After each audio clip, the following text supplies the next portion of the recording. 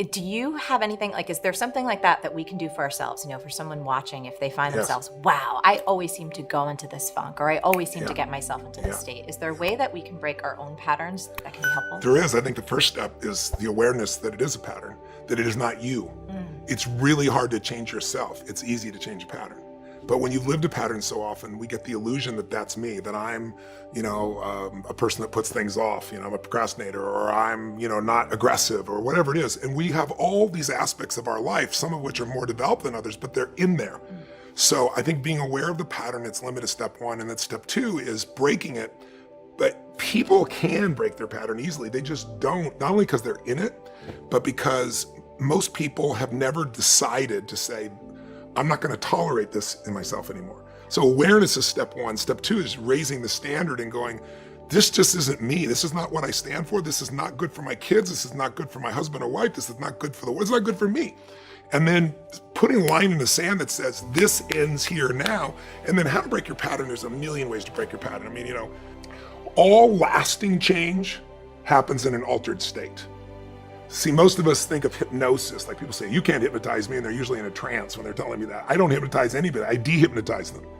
We've been hypnotized by our culture to settle for things. We've been hypnotized by our past to think of ourselves as being limited when we're not. And so what I really try to do is I alter people's state, because in an altered state, you'll do it. Just knowing, most of us know what doesn't work and what works. Most of us know when we're screwing up. Most of us know what we should do, but we don't do it. And the reason is because in that state of mind, you're not going to.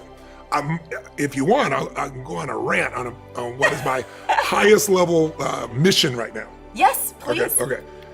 So for decades, my obsession has been, what makes the difference in people, right? Why do some people, you give them everything, love, joy, tremendous education, economic well-being, and they end up going in and out of rehab all day long? How many actors, actresses, wealthy people have you seen do this? It's sad. And then there are people that life has just beat the hell out of, right? People have gone through physical abuse, sexual abuse, emotional, spiritual abuse. And many of those people, rather than being broken, become so hungry, so driven, because they don't want anybody else to experience that. I'm an example of that they become masterful in things, right? But along the way, I was like, okay, so what am I really about? I said, my real mission is to help people get what they really want. And help them have what I would call, you might say, I want to lose weight, I want to make more money, I want to have a better relationship. But what people really want is an extraordinary life, a magnificent life, which to me is life on your terms. Not Tony's terms, not your friend's terms, not even your spouse's terms. Like, what is going to light you up in this life? And once people know what that is, you need two skills to get there. One I've taught for decades, the science of achievement. And you know me well enough, and I know you well enough, that we both have been obsessive about finding the strategies that can help people get the result they want faster than they ever have. And you're brilliant at it, and I'm really good at it, and we have a lot of friends that are really good at it. But most people can figure that out. We can help them do it faster. And I think that's a great service, and I love being able to do that. And I love knowing answers that can help people so quickly. But it's a science to achieve, meaning if you look around and I wrote a book, I think about a year ago. I spent 4 years on it, and I wanted to answer the question, how do I help people financially in a world where most people are suffering, especially with the markets in turmoil? And I thought, I don't have those answers. I have some answers. The people with the best answers, the ones you should go. If you want to achieve something, find somebody getting the result you want and model them. Success leaves clues. Go find out, right? My original teacher, Jim Rohn, taught me that. I never forgot it. So I went out and interviewed 50 of the smartest financial people in the world. Everybody from Warren Buffett, Carl Icahn, and I found the common patterns. If you live by these patterns, you'll have more than enough money. You may not be a billionaire, but you'll have more than enough money. If you violate these rules, the science, you're going to have too much month at the end of the money. You're going to be stressed out.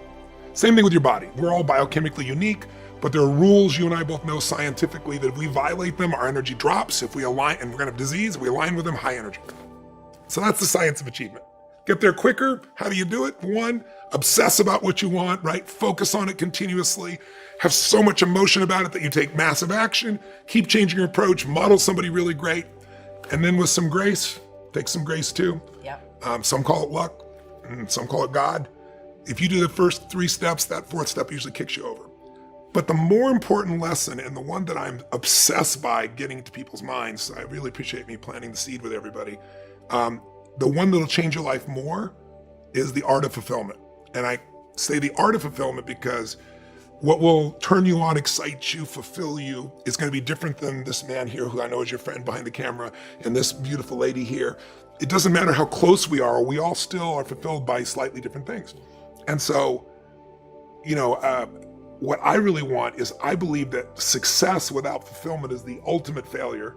And I really want people to be fulfilled even more so, because billionaires, that sounds ridiculous, but they're a dime a dozen. That's an exaggeration, meaning lots of people become billionaires. What's a hell of a lot more rare is someone who loves life every single day and stays happy when it doesn't go their way.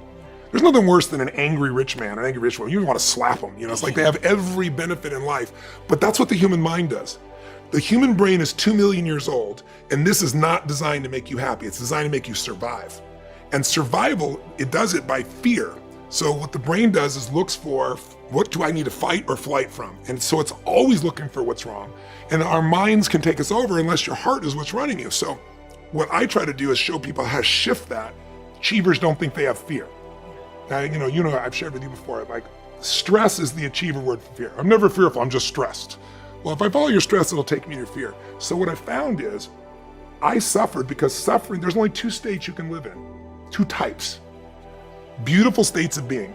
Happiness would be one. But if you just try to be happy all the time, it's not real. Like if some people smile so much their face hurts. It's a beautiful thing, but our nervous system needs variety in our nervous system. So think of it this way. Beautiful states could be awe.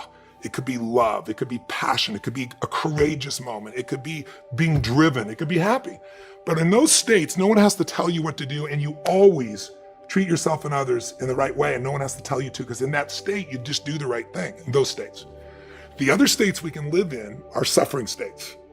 And I have a good friend named Krishnaji. I was in India with him. We were having a discussion. He goes, you talk about peak states and, lousy states. He goes, I look at those as suffering and beautiful states. And I was like, so suffering would be frustration, anger, overwhelm, stress, worry, loneliness, depression. There's a range of them. And I wasn't depressed, but I'd be, of course, pissed off or frustrated, overwhelmed at times. And that's part of life. Right. Here's what I believe today. That's not part of life. That's the mind. That if you don't manage it, you can have everyone loving you. You can have those beautiful family. You can have 20 Academy Awards. You can have all the money you could spend, and you're still going to be in pain. So my invitation to those viewers that are watching us, and to you as a dear friend, is to raise the bar on what we call suffering, so you see it for what it is, and to realize that you can free yourself from it. And it's not some ethereal, spiritual thing from India to do that. It's just, I think life is too short to suffer.